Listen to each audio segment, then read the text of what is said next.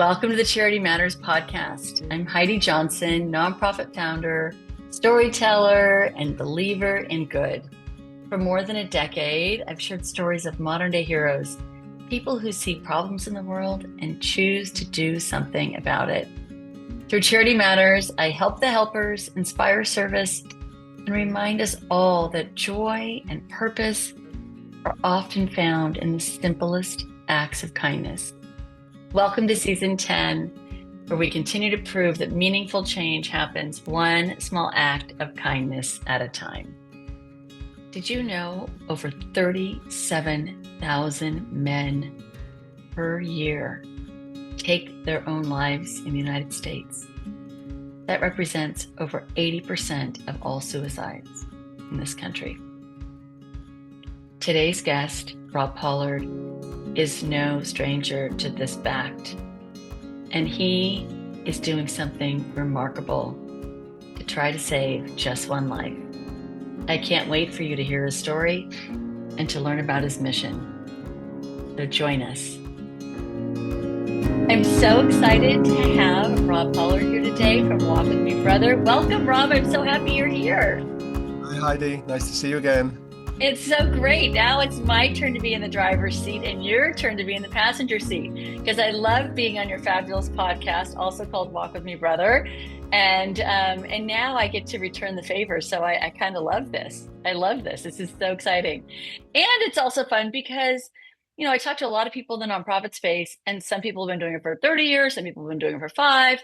And you're a relative infant in the nonprofit space. So it's really fun to kind of be a part of the beginning of this journey and for your very first beginning. So why don't we just dive right into it? And why don't you tell our audience what it is that Walk With Me Brother does?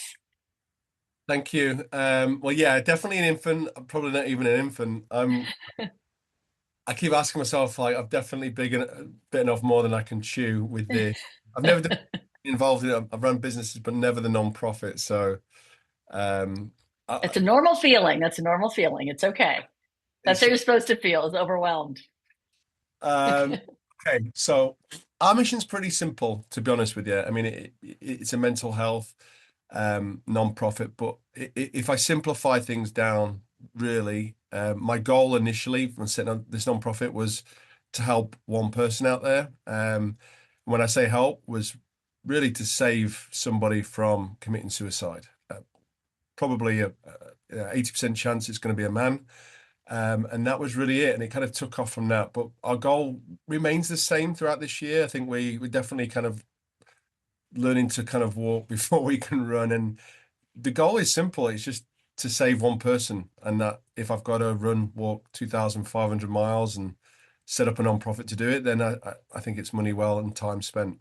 And you know what? I talked to someone yesterday and I talked to someone the day before, and every nonprofit founder I have ever spoken to, I literally think hundreds and hundreds, almost all of them start out, they just want to help one person.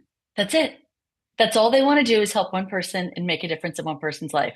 So you are in the right place where you're supposed to be, because that's how it always starts. When we started Spiritual Care, our mission was one spirit, one soul, one child at a time. We thought if we could help one child, then that was it. And that's how it starts. And honestly, I think that that's really the message for our audience too, is that it should just be that simple, right? If we just have that mindset of, if I could just touch one person's life, think of how remarkable the world would be if we all just tried to help one person, just one, right? So let's just go rewind the tape before we get into the nonprofit and how you got here and really your early experiences. I mean, you obviously did not start out intending to be a nonprofit founder. That wasn't your intention. But did you grow up with a family that gave back to the community? Did you have role models? Was there something in your early childhood or life that maybe, as you look back and connect the dots, showed you that maybe you would be doing something, helping someone at some point? Maybe. I think that stems from my family for sure. My grandmother, originally from England, just outside, little kind of small town in between Liverpool and Manchester. It's kind of slap bang between the two cities. And two big rival cities, football, music, food, culture, factories. We grew up in a place called Warrington. And yeah, surrounded by community really. So when I grew up, everyone knew our neighbors. We went to a Church of England school, primary school. All our friends. It was just a very big. Everyone helped everyone. There wasn't really so much a non-profit vibe going on there, but it was definitely you could leave your doors and windows open. Your next door neighbors could look after your kids. That Right. that kind of vibe. So, and I grew up in a family with a lot of cousins, and like I say, my mum's mum, I call her my nan. She was like a big influence in my life in terms of like just helping others, and always she always just say there's always someone worse off than you. That was Right. there's always no matter what you're going through, there's always someone worse off from you. So always remember that. If you're having a bad day, someone's having a worse day. And I think that just as time has evolved and things like that, I've always um, became very kind of involved when I lived in Shanghai, China for quite a while, and I always loved animals. And I met a remarkable American lady actually, and she set up a charity there called Second Chance Animal Aid and a CAA, and they were basically fostering and adopting all the kind of stray cats and dogs on the streets of Shanghai. So if you think of like thousands. Wow. I just kind of put my hand up and offered to foster a dog, and that dog ended up living with me for the next kind of 17 years. And then I fostered about 100 other dogs in between. So kind of then, and then also in my time in China, I kind of worked with, an orphanage there, which was pretty brutal, things that I saw. But I'll be honest, I never really had the intention of setting up my own nonprofit. It was just, what I do now. I work with nonprofits. With my market agency, I work with a couple of fantastic companies here in LA. And yeah, I always thought, God, it looks like a lot of work. You're right there. You're right there. Yes, like, and I guess I kind of ended up doing my own because I I'll be honest, I was initially going to donate money raised from this kind of walk and run. My goal was So to, let's go back just one little second before we even get to that, because so you do all this charity work in the past. You have these wonderful family and community and role models that kind of plant the seeds that inspire you and show you how to do this as you look back. But then, and you're running a marketing company, and you have a business, and you obviously have some a passion for men's mental health. Obviously, it's part of your purpose and your why and who you are, as we've talked about before. But everybody wants to do something, but no one goes as extreme as this, is saying, I'm going to start a business to do this. And so maybe take us back a little bit to when you decided to do the walk, when all these pieces came together, and then when, because sometimes the pieces come together and the nonprofit comes a little bit after. So talk about the pieces of before I that brought you to I want to do a walk, and then the nonprofit. So let's go there. okay, yeah. So I I got into endurance sports. I'm not a runner. I want to say that from the get-go. I'm not a runner. I'm not built like a runner. I'm 220 pounds, 6'3", so definitely not but I got into endurance sports just after COVID. I didn't know how to swim, and to do triathlons, I kind of knew that I would have to learn to. I knew how to kind of like float around in the pool, but not form swimming. So Have hundreds of people clawing all over you. Yes, my husband's a nationally ranked triathlete. I understand that. I got a swim coach just after COVID actually, and learned to swim and did my first triathlon, and that kind of just evolved and evolved. And I never thought in a million years, really deep down, that I would be able to do a full Ironman. And I thought, well, if I can do a full Ironman, maybe along the way, I'll raise um, some money for a mental health charity. And I Right. raised a couple of thousand. And if I completed that, I would feel like people donating will see like, yeah, this guy can do it, because I couldn't swim, I could barely run, I could bike. I was a cyclist. Right. So I did that in 2024. I did the Arizona Ironman, and I raised a bit of money. And I thought to myself during that race, never again. I'm never doing this again. This is horrible. Like 106-mile run. But I thought, well, if I do it, I've raised a bit of money, and I didn't know anyone who'd really complete a full Ironman. And of course, Right.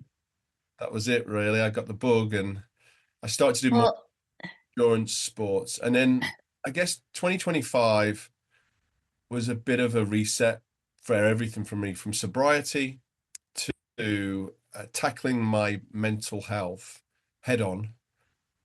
Because I'd gone through the what I call the guinea pig stages of being on medication and all that kind of stuff. But everything really changed when I said three words, and it was three words to my family and my wife. And it was like, I need help. And that was really it. And that was right. the start of it. From then, and that started with an email, funny enough. I wrote an email to my family. I couldn't kind of get the words out. And during part of that email was like all these things that I've done, I've just never really felt proud of myself. And I didn't really have that in my locker. So fast forward, cut a very long story short, that email went out. I asked for help. That was the major breakthrough that I asked, because I knew that Right. nothing changed if nothing changed. Like, although I was sober for a couple of months, that I had this little demon on my shoulder, just in my ear the whole, and I was like, I can't. One day I'm going to crack, and I tried to Right. get through it with endurance sports, and I guess the breakthrough moment with the run and walk was June 2025. I had to go, I had to do something else drastically. So I put all my eggs, if you like, in one basket, and I underwent ketamine infusion therapy, which is a medically supervised ketamine infusion. And you do a series of them. The average is 6 to 8. I did 13 over the course of 6 weeks. And I wouldn't say it was by the first session, by the second or third session, I definitely felt a cloud lifting, and there was something starting to change in me. And I think by the second session, it was on a Thursday. During that ketamine infusion, during you're basically under a trip, right? You Right. what they call disassociation. What it's doing in the science behind it is you're creating neuroplasticity in your brain to recreate. Because I knew I wasn't born, you know, depressed. There was something Right. that's triggered all this. Something happened. Right. So, and I've been diagnosed with bipolar, and I've kind of accepted that. So I started to research. My therapist mentioned it. So ketamine infusion therapy was it's not cleared by the FDA. So it's not something you're going to see from, Right. because this Right. fundamentally could shut down the whole pharmaceutical. They want you on antidepressants. Yeah. Yeah. Right. Yes, they do. Yes, they do. No, but yeah, by the second, I saw a vision of myself, and it was a very spiritual session, and I came out of that, and I just saw myself like running, and I'm like, I'm going to do something that I'm going to run across America, and I'm like, I don't know why I'm going to do it, and it wasn't a Forrest Gump moment. It was more of like, I want to do something where people notice me, and I don't have to kill myself, and that it sounds kind of drastic, but that was It does, but yeah, I think the framework of people with suicide oftentimes, and obviously I don't know, but from what I've read and the people I've interviewed, is that's how they're going to be remembered, or it's going to be the loop in the tape in their head, or the loop is this is how people are going to see me. They're going to remember me. They'll remember this, or I'll make a mark this way, and that gets stuck in the track somewhere, and you can't change the tape. You get it on repeat, and it just keeps going and going. So this kind of changed the tape for you in a big way, but your vision is that you're running across America, which you are actually going to now run across America. And this is what I love about the triathlon and the one child, because it's both the same thing. Because it all starts with a simple vision, a dream, an idea, a goal, and then what makes the 1.6 million of us in the United States, and I'm not saying that we're better than other people, we're just like anybody else, but we're doers. We do it. You have a dream. A lot of people dream to run, not across the United States. A lot of people dream that they want to be in triathlon, but you do the triathlon, but then you pushed it. You do the Ironman, and now you're going the entire country. So and you think you're going to help one person, and then you're like, okay, now I guess I need to start a nonprofit, right? So connect the dots between the dream and then saying maybe we need to really get serious about this. yeah. So my doctor said to me, "Great, my ketamine doctor. He said to me, "Do you have any weird visions?" And I'm like, and I'd had it, so I played it out for a few days in my head. I'm like, because when you know living, I mean, I just did an amazing podcast with my wife. She was on my Walk My Brother podcast recently. So it's about the spouses that live with people with mental health sick. Right. In her case, bipolar. And she'll tell you, I've come home with 10 ideas a day and I've got to miss it. So I knew, and she'll go, "Oh God, what now?" Right. Right. Right. That was going to be a response. So I had one pitch to her to kind of get this out. And I had to formulate all my ideas. I'm like, this is even, I even thought a bit mental for me, but I knew, right, I've got to look at all the cons that she's going to bring up. And I had like a 20-second pitch because I had to have a sit, and then I had to kind of pitch it to my brother, and then I had to pitch it to my third. So pitching my wife on that one was pretty tough because if she didn't go for it, if she said like, "No, you're out your mind, like you're not doing that," Right. Right. I wouldn't be doing it. But I knew, and she knows me, and she knows when Right. I've got an idea in my head, whether it's setting up a business, whether it's doing an Ironman. So that was kind of the first stickling point was coming up. And then I knew the reason why. She's going to ask why. Like, why on earth did you want to do this now? And the goal was really simple. First off, like I said, it was to make do something that could make myself proud of pushing myself, like, because I'm not a runner. So I wanted to do the hardest thing I could physically do because I know if I do You this, picked it. I think you picked it. I feel pretty good about that, Rob. why don't you just bike it? I'm like, that's too easy. Because and then Right. when I told my next door neighbor, funny enough, he's great guy, and he said to me, "What are you gonna do? Swim back?" And I was like, "That's a good idea." But so I knew I had one pitch, and then I was thinking, well, my goal here really is if somebody sees me doing this, right? If somebody out there is mad enough to see this big guy who's not, it's not very graceful on a run, is it? But if they see what I've got to go through to get, and I know physically I can do it, it's mentally, right? Can I be Right. away from my wife from that long? Can I be away from the kids?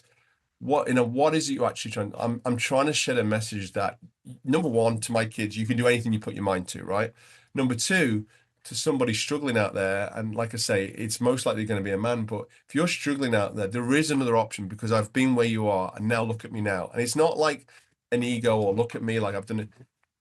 You're going to come with me because it's going to be documented. You can come with, Right. and I'm also the third part is selfishly, I've always wanted to see America, right? I've always wanted to kind of cross the difference. We get so bogged down with Wow, there's a lot of ways to see America, Rob, but you are it's, I connect people when like I'm with them. So I know if they see me and I'm running through their town or I'm walking through their town, I'm inviting them to come with me. Like just come out for right. 30 minutes a day or an hour. Just come Well, and there is something when you run. My husband and I, for years, and obviously with my new boot, not so much lately, but whenever we would go to a new city for whatever business or anything, the very first thing we would do, and we've done this for 35 years, is put on our running shoes and go for a run when we get to a new city. No matter what, we just run out the hotel and run for 3 to 5 miles. And when you're running in a new city, you see, smell, feel very different than when you take an Uber or take a cab. You're absorbing everything. There's something very intimate about doing that. So I get that, and I think there's something beautiful that I wish everybody could do that when they get to a town. Just go for a walk. Just right. There's an intimacy that you don't experience when you're on a bike or any other mode of transportation. Absolutely. So yeah, it's sense of like everything we're doing is grassroots, right? So what better way? I mean, you talk about grassroots than walking through a town or walking along a street or for some the deserts, highways, and you know, initially I was looking at going. The initial plan was New York, but around the end of November and Thanksgiving, I kind of had this massive. No, it's like a little bit of a breakdown because I was like, I can't be away from my family for 100 days. So I had to rethink. I had to really dig deep. Like, how can I mean, there's a lot of options. You could do California. And I'm like, I've got to do coast to coast. And then I kind of now, Right. what's the quickest way coast to coast is California from where I live, in LA to Florida. And it's also got to be safety aspect because my wife would never let me Mhm. go. So I had to kind of get a little bit safer with the route. Right. Like this route is a bit safer. I've got a mapping expert working on it now in terms of like where we can go. We've got an RV support crew following us. So I've got to come home to my two kids and my wife, number one. Yes, you do. That's so let's talk about when you decided to turn this from a run to an actual nonprofit that's going to continue on perpetuity. And obviously the first step, and we're in infancy stage.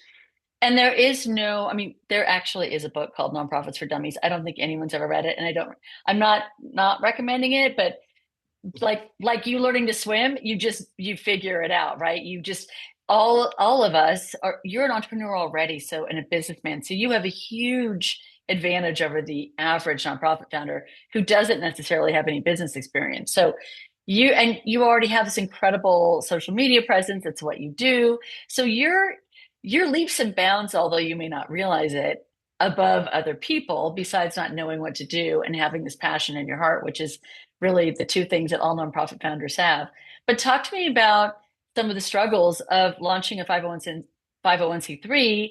You know, what all of a sudden you get into this, and tell me some of the challenges of the actual nonprofit piece of it. Well, number one, I thought it was going to be a lot easier than it was. Yeah. So Amen. No, not so much.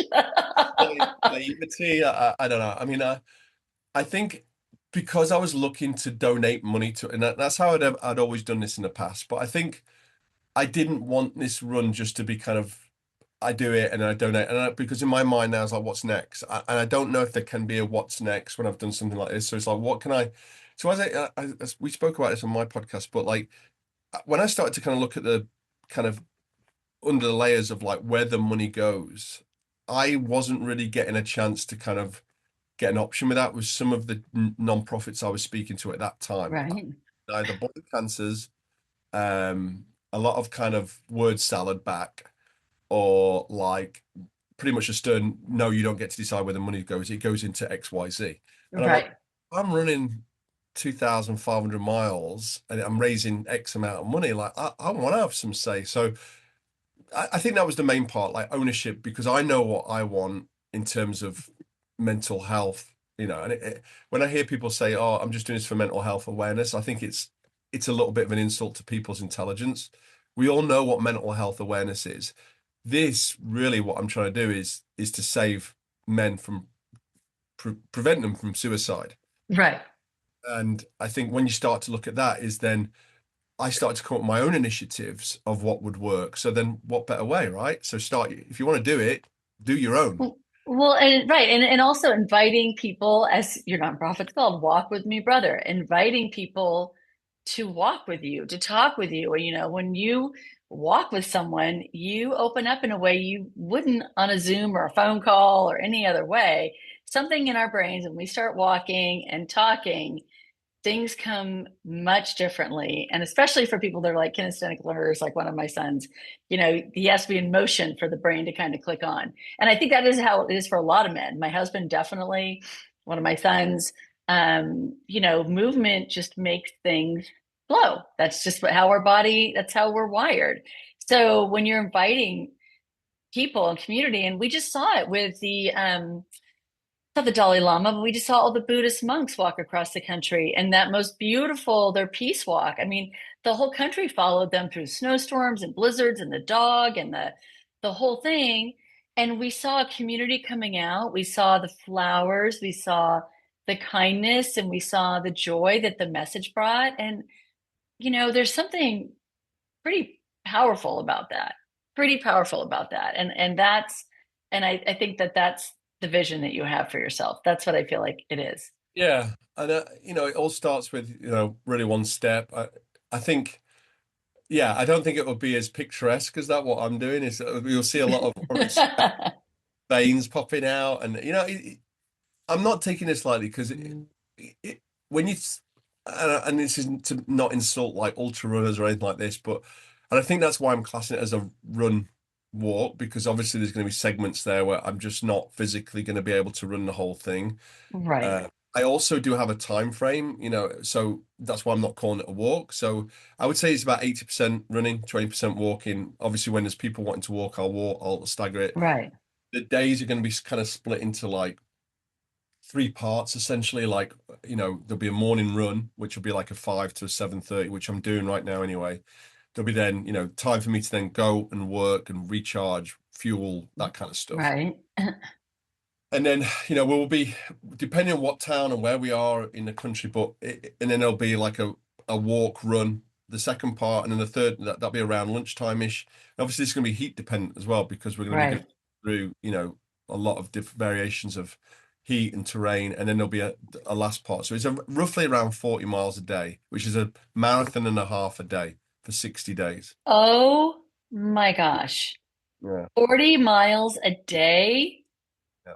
Wow. Wow, wow, wow. I just signed up to do the Camino for my 60th birthday, and I'm only doing a chunk of it in Spain. And I think we're doing like 11 a day. And oh my gosh, wow. Rob, I have huge props. Okay, well, talk to me about, I mean, since you started this and you've mentioned your family, and I know you have a cute young family, um, you still have life. You still have you have a big business, a successful business. You have children, you have a wife, you have life like we all do. Like you just said, we talked about in your car a few minutes ago. You have all the things we all have. And yet, as nonprofit founders, we carry the backs of people with us. We carry the pain of others, whether it's empaths, and we think if we don't do this, we're not going to help someone. We're not going to stop someone from doing something we don't want them to do. And so, talk to me about what fuels you when you're overwhelmed, when you're trying to figure this out, and you haven't even done the running yet, but there's so many pieces you have to do just to do the run, just to bring awareness. What fuels you to keep going in these moments when you think, what am I doing? Yeah, that's a good question.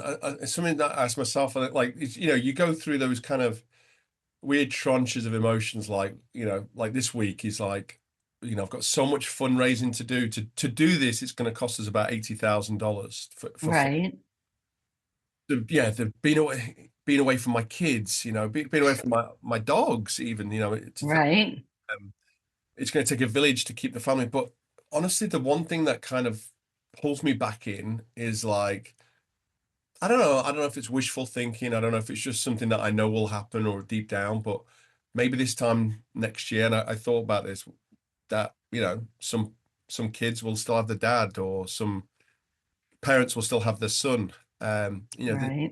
24-year-old kind of age range is very big for me because I think, under 24-year-old, it's the biggest killer of men in the US. Really? I did not know it was 24 was the age. So I think there's that element, someone's friend will still be here. So that's what I've got. And then there's the second element, like as a dad, as someone who's trying to inspire my own children, is they won't understand what I'm doing. Maybe not for another, Not now, right? They're little. but one day they'll realize that why daddy did it, number one. Number two, that it's going to be hopefully a kind of an open checkbook for them in life where they can do anything they want to do. Because I've done it, and you've got to put yourself through that pain and struggles just to I'm not expecting my kids to do anything that's dramatic as this, but hopefully it will give them the inspiration that you can really do anything you want to do if you put your mind to it. I love that. So, what does success look like? Is success knowing that you've saved lives and finding the stories? It's one Is life. is one life, just one story, then that will be success. That's it. Yeah.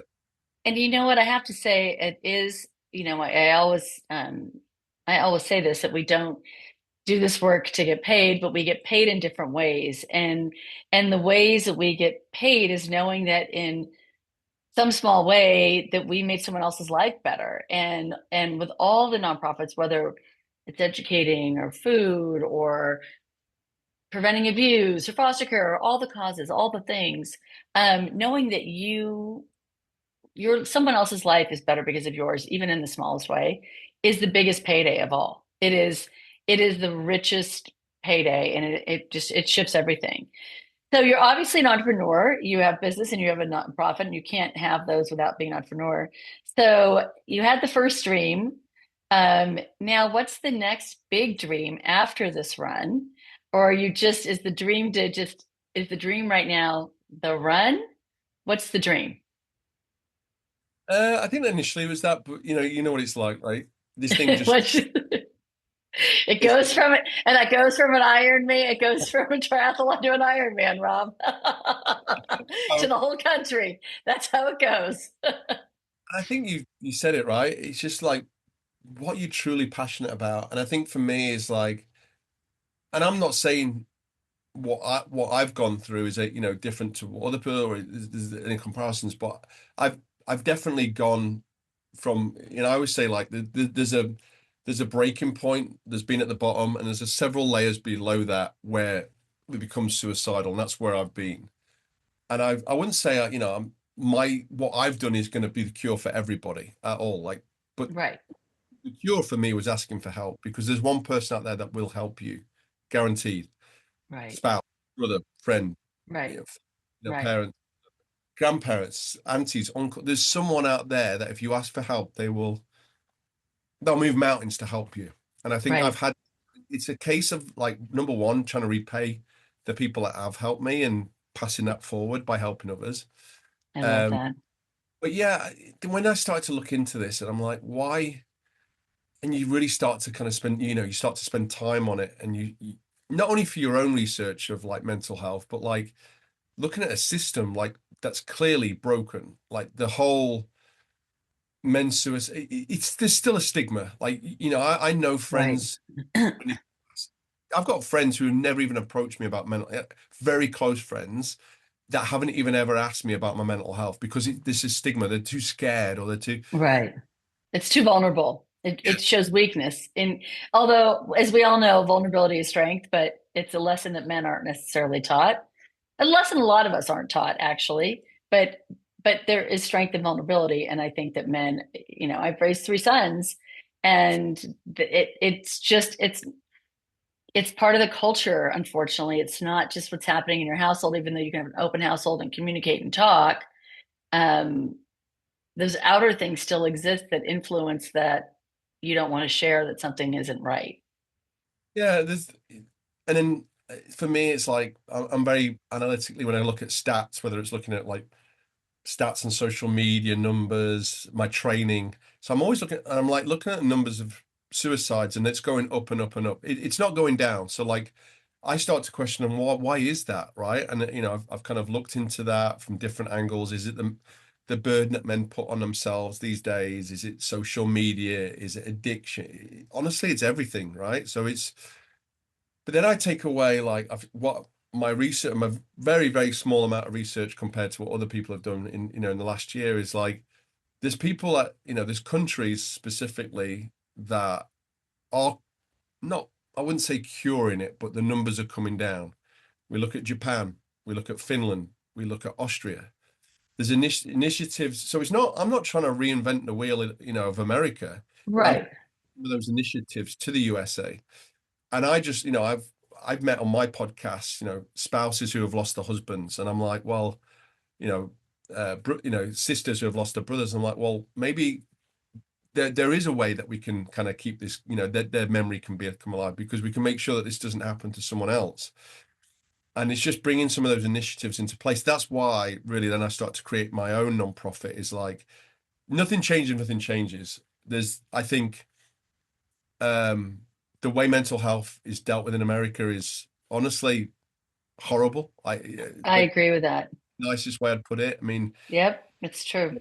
you don't In have the LA County alone, I believe, and I might be wrong in my statistic, but there's something like 15 mental health beds in LA County, 15. And and I've been involved with Children's Hospital. I know that they're really working on trying to create some resources for families for children under 18 that are struggling with mental health. But there are no beds and there are no resources. And so I have girlfriends who have children that are bipolar and have a handful of challenges, and they've called for help, and there's nowhere to go. There's no bed, there's no person. The child's having an episode. And child meaning it could be a 25-year-old child, it could be an 18 or 16, but there's no resources for those families. There's zero. And it doesn't matter how much money you have.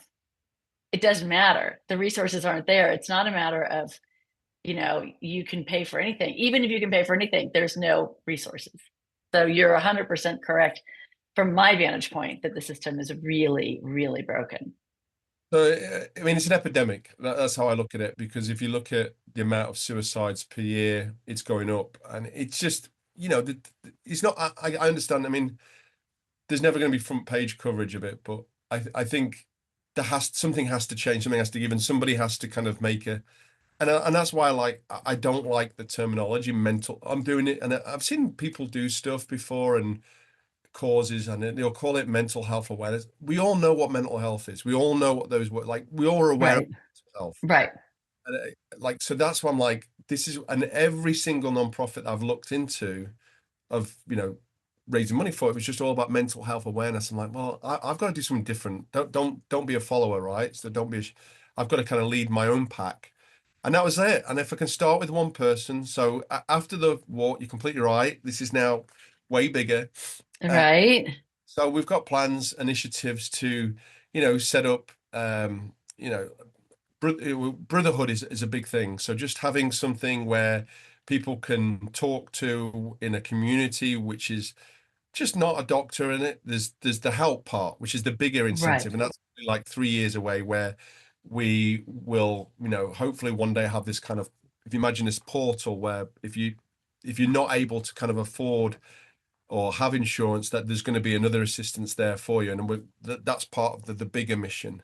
Um, yeah, there's just getting out, like having these kind of walk with me brother kind of, if you like, run walk clubs, across, starting Right. off with at home. So there's so many different little initiatives. There's the initiatives of like what they've done in Japan and Austria, is like spotting signs with people with mental health issues in a workplace, for example, from your community, from, so Right. just bringing all that, what's worked abroad, into more here. So that's the bigger scale stuff.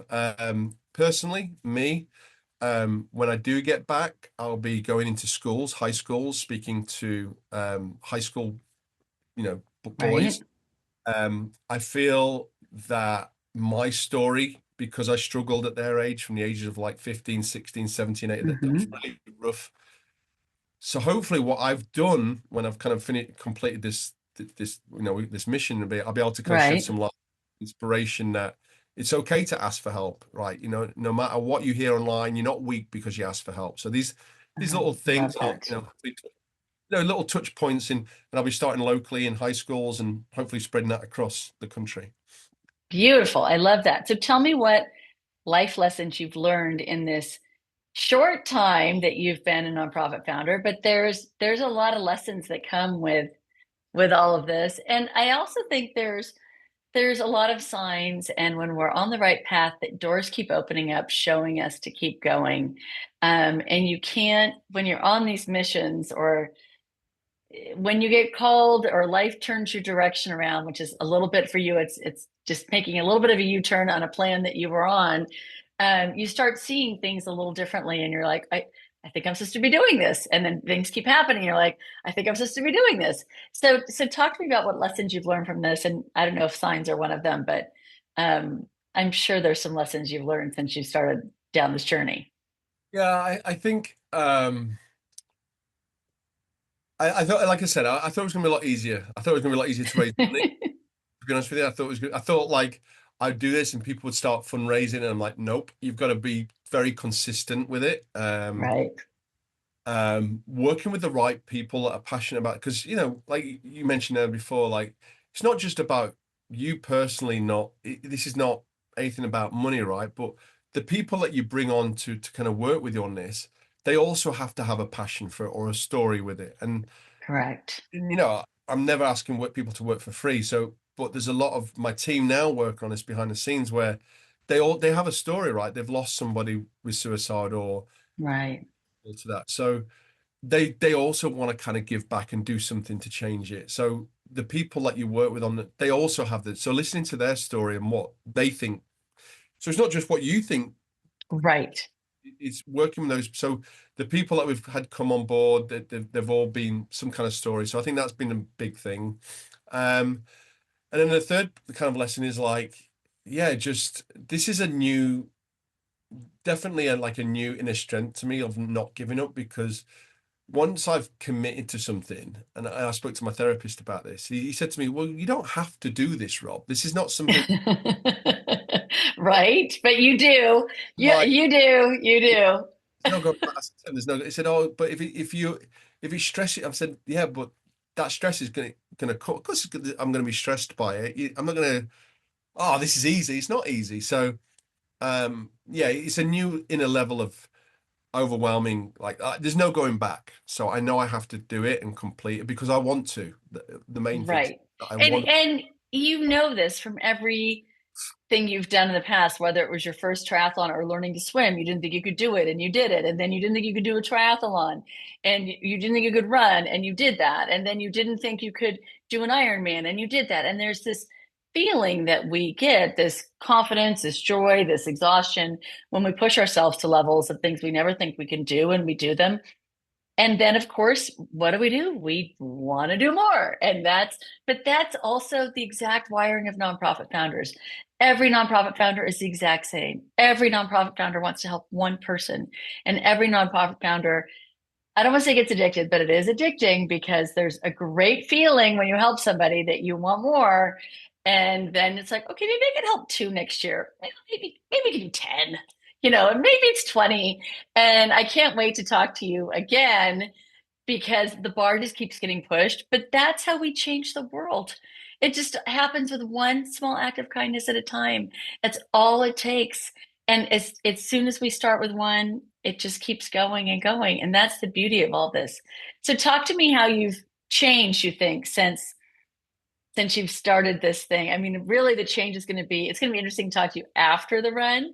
But before the run, we're going to have a compare and contrast when we do a post follow up on this journey. But talk to me about, do you think you've changed it all in all of this? Well, here's the thing. I because I'm such a homebody, number one, like, and my anchor has always been my family. So this is, I know it physically.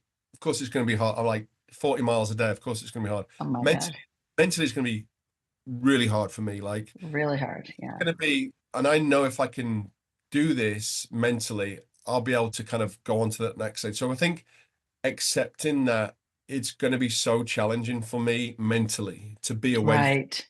my infrastructure, my safety net.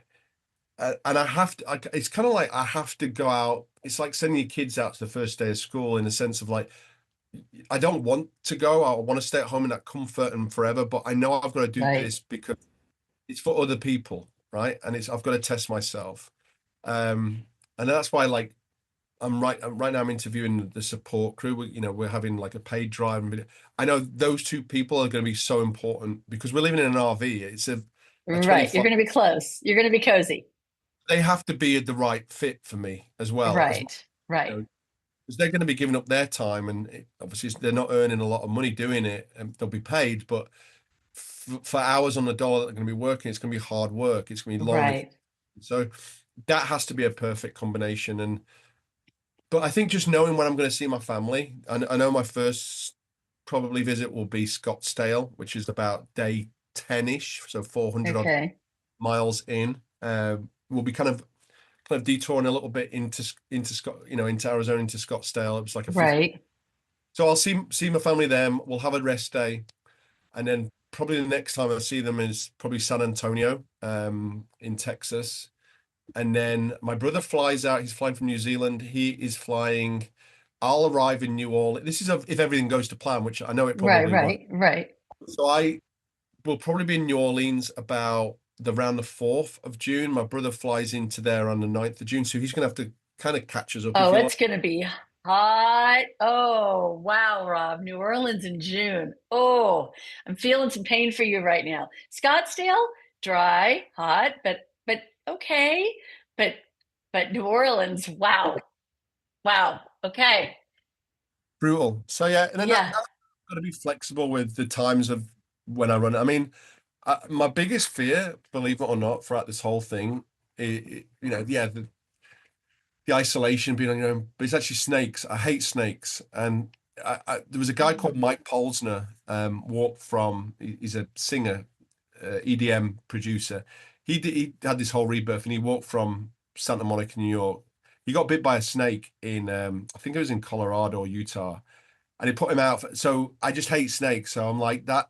I go to bed at night, nightmares.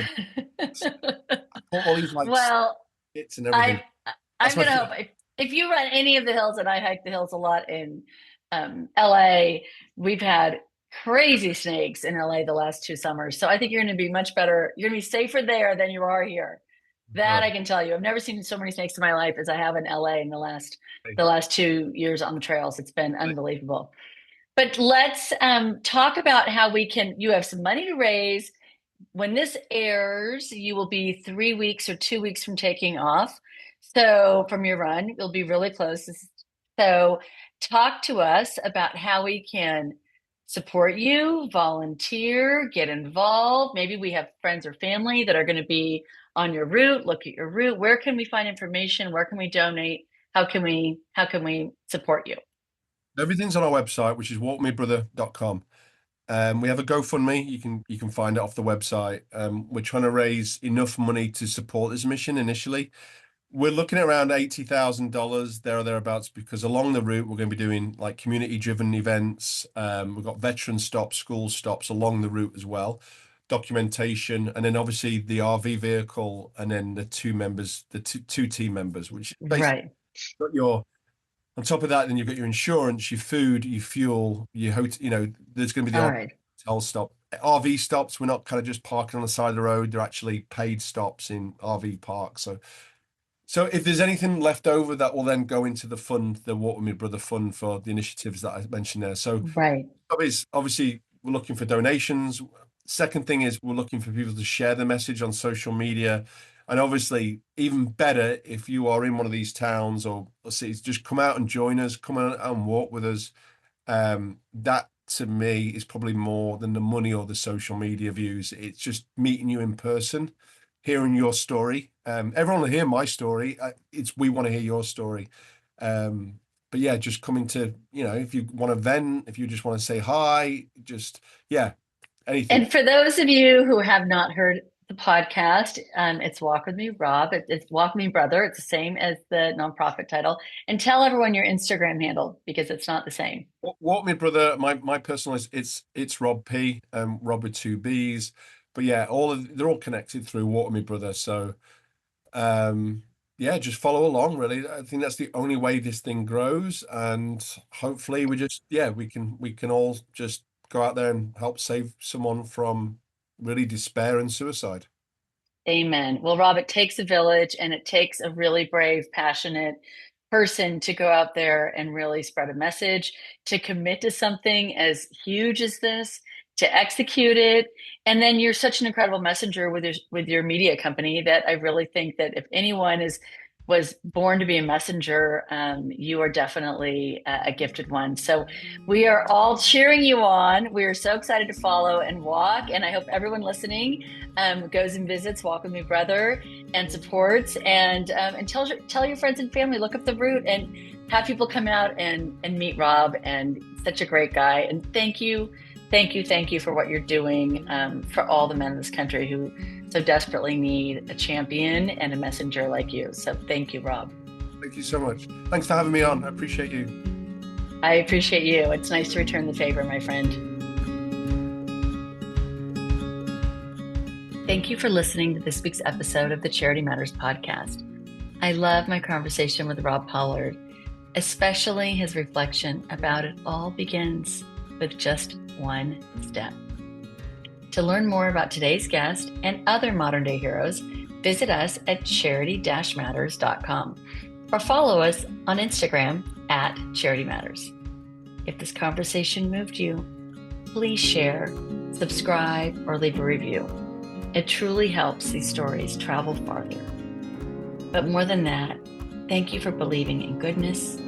Thank you for being a part of our community and knowing that together we can make a difference, one small act of kindness at a time. Charity matters.